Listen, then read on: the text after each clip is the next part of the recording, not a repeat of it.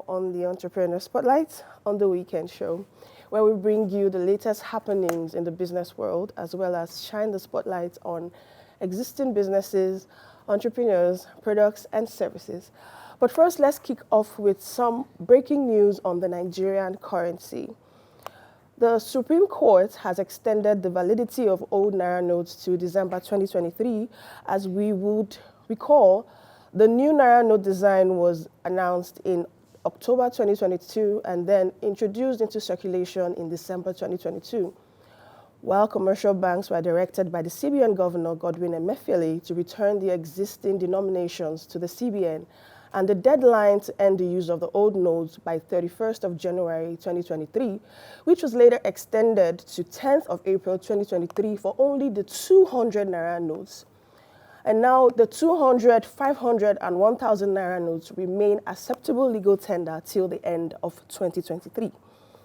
In other news, the Nigerian stock market defied the usual election fears of a bearish season to consolidate the gains for the 5 trading days prior to the national elections, as investors gained 623 billion naira.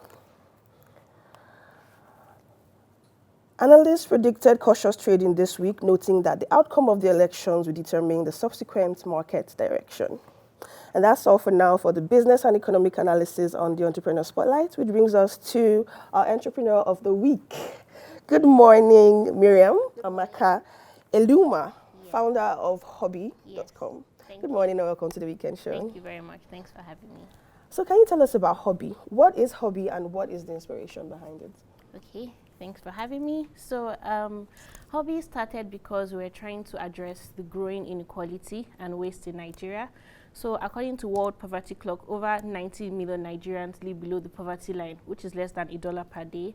And, you know, as a result of the effects of COVID, inflation, amongst other things, you find a lot of people who can barely save and are struggling to afford things that they need. Meanwhile, on the other hand, you have people who have items they no longer use and end up keeping them in neglectful states. And by the time these items get ruined, they end up throwing them and these items get burnt in landfills.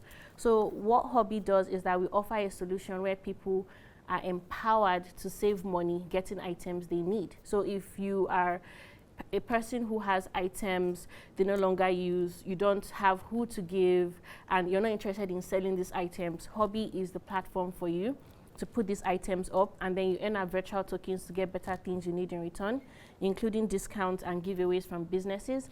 And if you're someone who needs items but can't afford them at their original price or even, you know, used price, like maybe second-hand price, Hobby is a platform where you can get these items for little to no cost.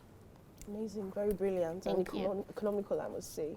Thank So can you tell the average Nigerian out there why we need Hobby?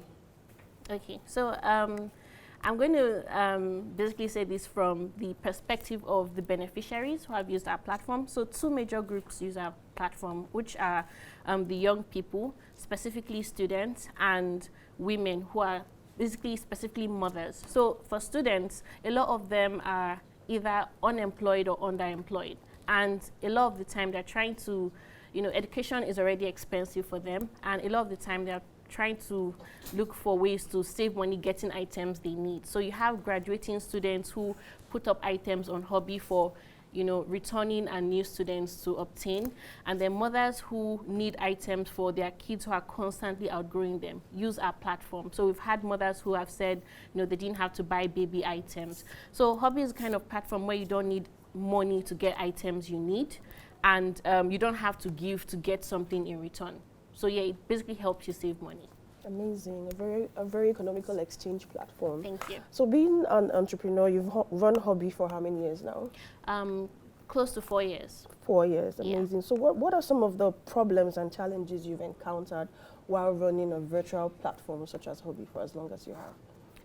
Okay, so I would say one of our major challenge is how people perceive sharing and reuse. A lot of people tend to think that reusing items, you know, is beneath them, or, you know, or is something that poor or the average people do, like thrifting or stuff like that.